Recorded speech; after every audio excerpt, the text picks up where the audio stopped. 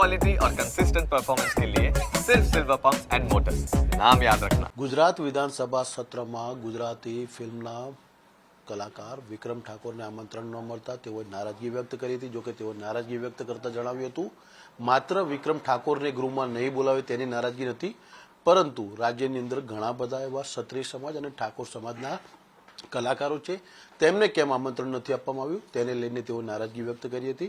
જોકે આ સમગ્ર મામલે આપણી સાથે વાત કરવા માટે ઉપસ્થિત છે ગુજરાતી ચલચિત્રના સુપરસ્ટાર વિક્રમભાઈ ઠાકોર. તેમની સાથે વાત કરી. વિક્રમભાઈ, નારાજગી સર્વપ્રથમ આપની પહેલા આવી હતી, અમુક કલાકારોને બોલાવ્યા હતા, અમુકને નહોતા બોલાવ્યા, નારાજગી વ્યક્ત કરી હતી, શું કહેશો? હા, જે તે ટાઈમે વિધાનસભામાં જ્યારે દરેક કલાકારોને બોલાવ્યા તે વખતે મને થયું કે ભાઈ આમાં ક્ષત્રિય ઠાકોર સમાજના કલાકારો કેમ નથી અને બીજા સમાજના કલાકારો કેમ નથી. અને જે કલાકારો બોલાવે બહુ સારા મોટા મોટા કલાકારો હતા, તો એમનું સ્વાગત કર્યું, એનાથી અમને કંઈ વાંધો જ નહોતો. પણ સરકારી કાર્યક્રમો હોય એમાં બી અમુક ફિક્સ કલાકારો હોય છે. તો મુદ્દો મારો એ હતો કે ચલો વિધાનસભાની તો જે કલાકારો બોલાવે સ્વાગતમાં બધું થઈ ગયું તો વાત પૂરી થઈ ગઈ હતી.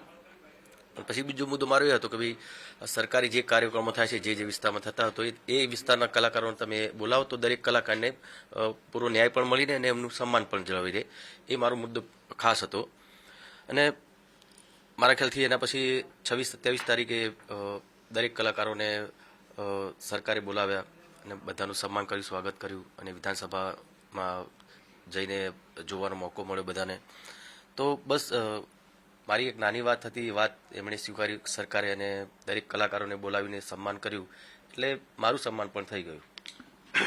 વિક્રમભાઈની વાત સરકારે સ્વીકારી, વિક્રમભાઈને પણ આમંત્રણ આપ્યું હતું, પરંતુ વિક્રમભાઈ જે સન્માન લેવા નતા આવ્યા. 2 દિવસ વિક્રમભાઈની રાહ જોવાઈ હતી, પરંતુ વિક્રમભાઈ જે વ્યસ્ત હોવાનું બાનું જે કે કારણ જે છે આગળ ધર્યું હતું, શું કહેશો?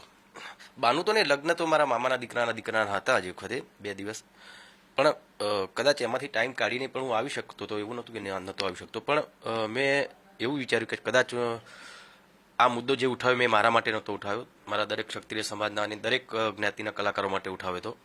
તો કદાચ હું વિધાનસભામાં મને બોલાયો અને હું ગયો હોત તો લોકો એવો મેસેજ બહાર આવત લોકો તરફથી કે ભાઈ વિક્રમ ઠાકોરને પોતાનું સન્માન કરાવવું હતું, એટલા માટે આ મુદ્દો ઉઠાવ્યો હતો. એટલા માટે હું સન્માન મારે નહોતું લેવું, એટલા માટે હું નહોતો ગયો. પણ ભાજપ સરકારની સાથે હંમેશા છું, દરેક પક્ષની સાથે હંમેશા છું. એવું નથી કે ભાજપ છે, કોંગ્રેસ છે કે આમ આદમી પાર્ટી હોય, દરેક પક્ષના નેતાઓ સાથે મારા બહુ સારા સંબંધ છે ને હંમેશા એ લોકોની સાથે રહીશ. વિક્રમભાઈની જે રીતે વિધાનસભા ગૃહમાંની લઈને નારાજગી સામે આવી હતી, ક્યાંક રાજકારણ પણ ગરમાયું છે. કોઈ પણ રાજકીય પક્ષ હોય એની પાર્ટીમાં આપ જોડાઓ તે પ્રકારની પણ વાતો સામે આવી છે. આમ આદમી પાર્ટીના પણ નેતા સાથે આપની મિટિંગ થઈ હતી, અરવિંદ કેજરીવાલ સાથે પણ મિટિંગની વાતો આપની ચાલી છે. શું છે આખું? શું વિક્રમભાઈ રાજકારણમાં પ્રવેશ લઈ રહ્યા છે? ના, એવું નથી. આમાં એકચ્યુઅલી ઈશુદાન ગઢવી સાહેબ ઘણી વખતે અહીંયા ઓફિસે આવતા હોય છે, ગાંધીનગર આવે ત્યારે, અને જ્યારે આ મુદ્દો ઉઠાવ્યો ત્યારે મીડિયાના પણ ઘણા બધા મિત્રો અહીંયા હાજર હતા અને શુભેચ્છા મુલાકાત કરી હતી. એમણે બેઠા હતા અને ઘણી વાતો કરી અમે કે ભાઈ વિક્રમભાઈ તમે જે મુદ્દો ઉઠાવ્યો છે બહુ સાચો મુદ્દો છે અને આમાં તમને ન્યાય મળવો જોઈએ. બસ એ બધી ચર્ચા થઈ ને પછી કદાચ 2-4 દિવસ પહેલાં દિલ્હી ગયા હતા તો કેજરીવાલ સાહેબને એમણે વાત કરી છે કે ભાઈ ગુજરાતમાં બહુ સારા સિંગર એક્ટર છે અને એમના ચાહકો પણ ઘણા બધા છે અને બહુ સારું દરેક કલાકારો માટે અને દરેક સમાજના લોકો માટે બહુ સારું કાર્ય કરી રહ્યા છે. તો કેજરીવાલ સાહેબને થયું કે ચાલો ભાઈ આવું સારું સામાજિક કાર્ય કરી રહ્યા છે ભાઈ, તો આપણે એકવાર વાત કરીએ. તો એમણે પછી મને વાત કરી અને કીધું કે જ્યારે બી તમે દિલ્હી આવો તો આવો, આપણે મળીએ અને વાતચીત કરીએ. વિક્રમભાઈ દિલ્હી જશે અરવિંદ કેજરીવાલના આમંત્રણને ધ્યાનમાં રાખીને? હા, મારે તો જો દરેક પક્ષના નેતાઓ જો સારા સંબંધ છે અને કોઈ બી પક્ષના નેતા જ્યારે બોલાવે છે તો રાજકીય બાબતે નહીં પણ આવી રીતે શુભેચ્છા મુલાકાત માટે હું દરેક પક્ષના નેતાઓ જોડે જઉં છું. અને કેજરીવાલ સાહેબ બોલાવશે અને કદાચ મારે દિલ્હી બાજુ જવાનું થશે તો એમને પણ મળીશ, રાહુલ ગાંધીને પણ મળીશ, મોદી સાહેબને પણ મળીશ, અમિત શાહને પણ મળીશ, સાહેબને આપણા સીએમ સાહેબને પણ મળીશ.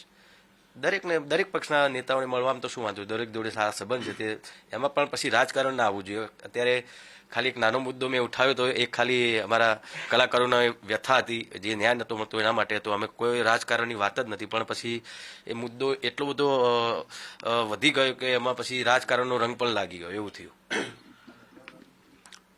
વર્ષ 2007માં દેશના વડાપ્રધાન નરેન્દ્ર મોદીને ગુજરાતના જે તે સમયના તત્કાલીન મુખ્યમંત્રી દ્વારા તમને રાજકારણ માટે આમંત્રણ અપાયું હતું.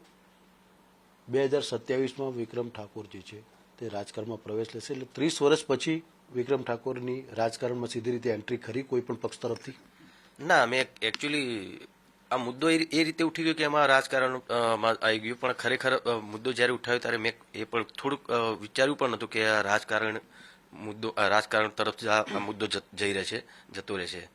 એટલે 2007માં તમે કીધું જેમ કે મેં વાત ઘણા બધા મીડિયાના મિત્રો જોડે વાત કરી મેં કે ભાઈ મોદી સાહેબ એ વખતે હતા મુખ્યમંત્રી, ત્યારે બી મને હું અમારા ઠાકોર સમાજના અમુક નેતાઓ સાથે ત્યાં ગયો હતો અને એમને મળ્યો હતો અને મોદી સાહેબે કીધું કે ભાઈ તારે ઈચ્છા ખરી રાજકારણમાં આવવાની? તો મેં કીધું ના સાહેબ, હમણાં જ ફિલ્મ ઇન્ડસ્ટ્રી 2006માં ફરીથી ઉભરતી થઈ છે, તો મારે હજુ ગુજરાતી પિક્ચરોને વધારે આગળ લઈ જવા છે, ગુજરાતી સંસ્કૃતિને વધારે મારા તરફથી જેટલું બની શકે એટલું મારે એમાં ધ્યાન આપવું છે.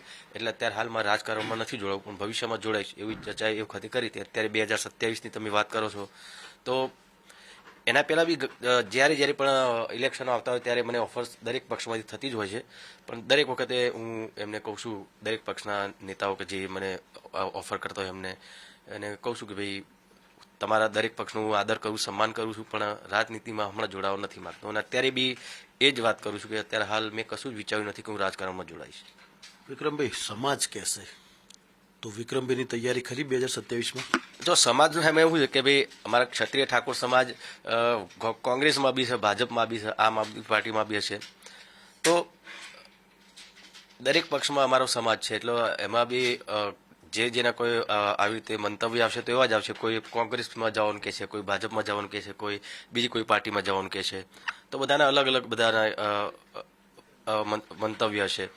તો એવું તો થવાનું જ છે કે ભાઈ એના કરતાં તો હું કદાચ મારા સમાજની સાથે કે મારા દરેક કલાકારો કે દરેક આગેવાનો હોય, નેતાઓ હોય, એમની સાથે મુલાકાત કરીને કદાચ આ વિશે હું ચર્ચા કરી શકું છું. પણ અત્યારે હાલ એ વિશે બી કશું વિચાર્યું નથી, પણ ભવિષ્યમાં જો જવાનું થાય તો જે તે ટાઈમે કયા પક્ષમાં જવાનું એ વખતે જેવું માહોલ હશે જેવું એ વખતે નક્કી કરીશું અમે. એવું માની શકાય કે વિક્રમભાઈ 2027ની તૈયારી હવે આરંભ કરશે? ના, એ 2027ની તૈયારીનું એવું કોઈ અમારું કોઈ પ્લાનિંગ નથી, કોઈ એવી તૈયારી નથી. વિક્રમભાઈ, અંતિમ પ્રશ્ન. જે વિધાનસભા ગૃહની અંદર જે આમંત્રણને લઈને વાદ વિવાદ સામે આવ્યો હતો, હવે મન મોટાવ વિક્રમભાઈના દૂર થયા છે? વિધાનસભાના અધ્યક્ષ બોલાવશે તો વિક્રમભાઈ એમને મળવા જશે? હા, કેમ નહીં. જો એ વખત હમણાં 26-27 એટલા માટે જ નહોતો ગયો કારણ કે હું જાત ત્યાં વિધાનસભામાં તો એવું થાત કે વિક્રમ ઠાકોર એનો સન્માન નહીં મળતું, એટલા માટે ત્યાં ગયો ને એનું સન્માન કરાવી દીધું. એટલે લોકોને એવું લાગત કે ભાઈ ખોટો મેસેજ જાય કે વિક્રમ ઠાકોરે એનું સન્માન કરાવ્યું હતું, પણ મારા સન્માનની વાત જ નહોતી, દરેક સમાજના કલાકારોની વાત હતી. એટલા માટે હું નહોતો ગયો કે મારે સન્માનથી દૂર રહેવું હતું, સરકારથી નહીં. ચોક્કસથી આભાર વિક્રમભાઈ. વાત કરવા માટે તો આ હતા ગુજરાતી ફિલ્મના કલાકાર વિક્રમભાઈ ઠાકોર, જેઓ સ્પષ્ટપણે કહ્યું હતું કે વર્ષ 2027માં તેઓ કોઈ પણ પક્ષ તરફથી ચૂંટણી લડવાના નથી, પરંતુ આવનારા દિવસોમાં સમાજ સાથે જે છે તે બેઠક કરવામાં આવશે અને સમાજ જે કહેશે એ આવનારા દિવસોમાં નિર્ણય લેવામાં આવશે. પરંતુ વિધાનસભાની જે ઘટના ઘટી હતી તેને લઈને હવે તેમનો મન મોટાવ જે છે તે દૂર થયો છે. કેમેરામેન લાલા બરવાડ સાથે મલ્હાર વોરા, ન્યૂઝ કેપિટલ, ગાંધીનગર.